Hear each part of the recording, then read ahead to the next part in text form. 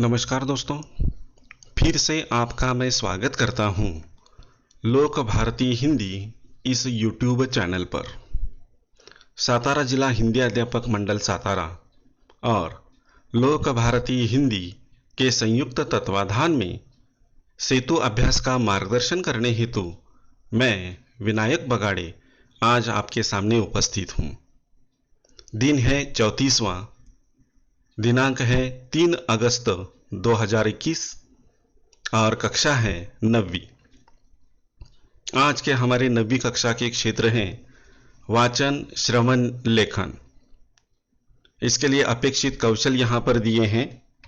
छात्र वाक्य में क्रिया का महत्व और क्रिया के भेद के बारे में ज्ञान प्राप्त करेंगे।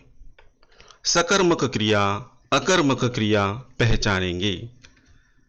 इसके लिए संकल्पना है व्याकरण, सकर्मक क्रिया और अकर्मक क्रिया। सबसे पहले यहाँ पर कृति दी गई है, आओ पता करें। इसमें देखिए सबसे पहले चित्र दिया है और इस चित्र को देखने के बाद पता चलता है कि इसमें एक कक्षा का चित्र है और इस कक्षा में श्याम पट्ट पर लिखा हुआ है आज सोमवार है और अध्यापिका जो है वह पढ़ा रही हैं और छात्र पढ़ने में पूरी तरह से लीन हो चुके हैं।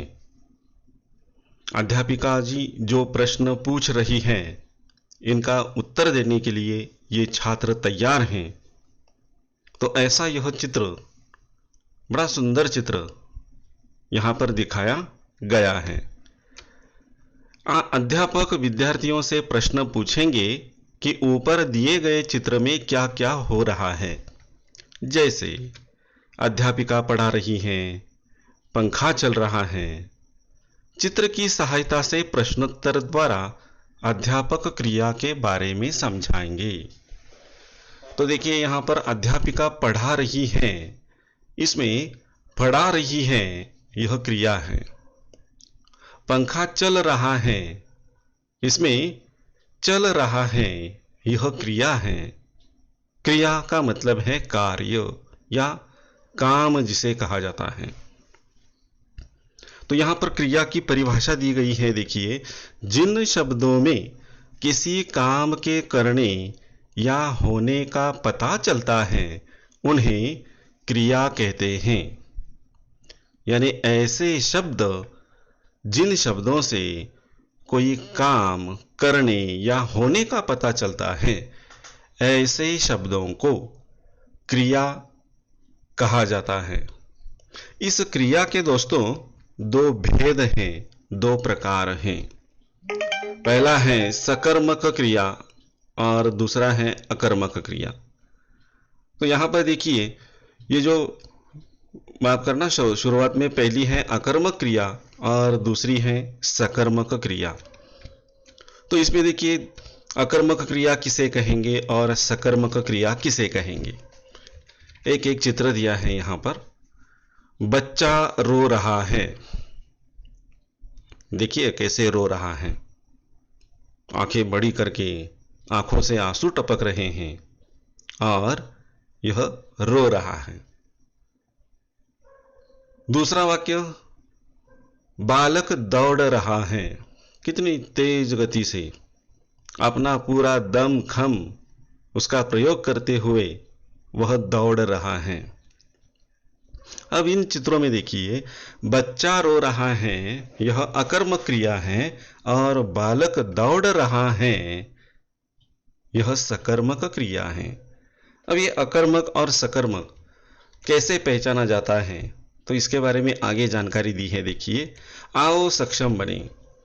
अध्यापक अकर्मक क्रिया और सकर्मक क्रिया के बारे में विद्यार्थियों का मार्गदर्शन करेंगे। जहां केवल कर्ता और क्रिया होती है वहां अकर्मक क्रिया होती है। देखिए, अकर्मक क्रिया कहां पर होती है? जहां सिर्फ कर्ता होता है और क्रिया होती है।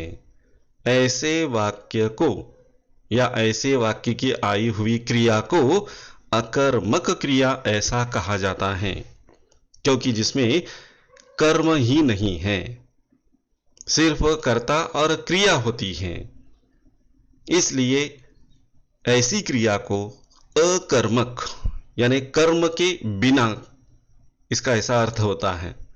तो वहां अकर्मक क्रिया होती है। और दूसरा प्रकार सकर्मक क्रिया, इसका मतलब जिस क्रिया के साथ कर्म होता है वहां सकर्मक क्रिया होती है। सकर्मक यानी कर्म के साथ, अकर्मक इसका मतलब कर्म के बिना।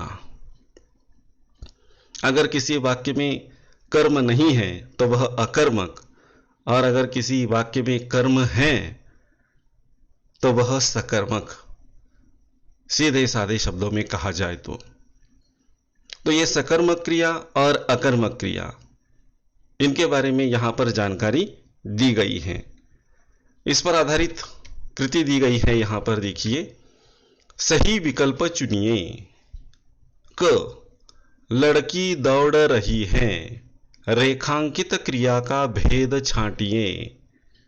रेखांकित क्रिया कौन सी है? दौड़ रही है।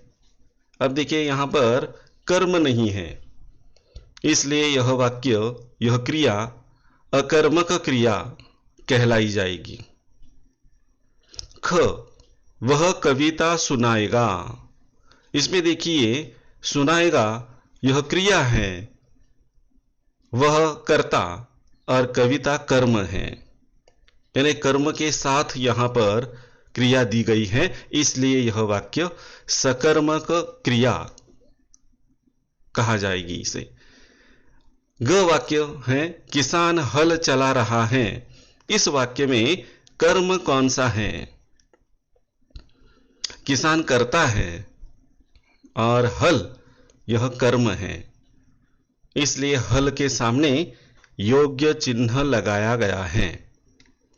अगला है, आओ अभ्यास करें। निम्नलिखित वाक्यों की क्रिया का भेद लिखिए। पहला वाक्य है, बच्चा हंस रहा है।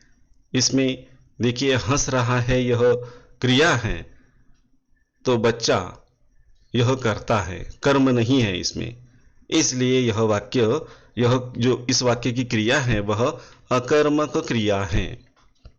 दूसरा वाक्य, तुम सेब खरीदो। खरीदो यह क्रिया है, तुम करता है और सेब यह कर्म है, इसलिए यहां पर देखिए तुम क्या खरीदो, तो उत्तर मिलता है सेब। जहां पर क्रिया को क्या, यह प्रश्न पूछने के बाद अगर उत्तर मिलता है तो वह वाक्य सकर्मक क्रिया का होता है। तो यहां पर सेब यह कर्म आया है, इसलिए यह वाक्य, यह इस वाक्य की क्रिया जो है वह सकर्मक क्रिया कहलाई जाएगी। हम पढ़ाई करेंगे। करेंगे यह क्रिया है, हम कर्ता, पढ़ाई यह कर्म है, इसलिए इस वाक्य की क्रिया सकर्मक क्रिया कहलाई जाएगी। बच्चे पतंग उड़ा रहे हैं।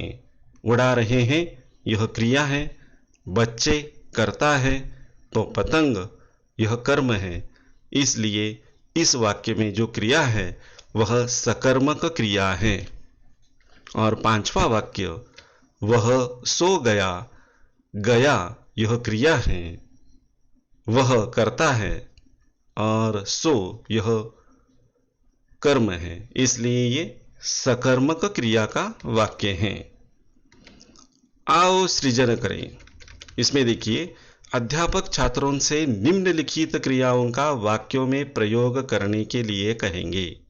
कुछ क्रियाएं दी हैं, मूल क्रियाएं हैं, इनका वाक्य में प्रयोग करना है। जैसे गाना, सुरेश गाना गाता है।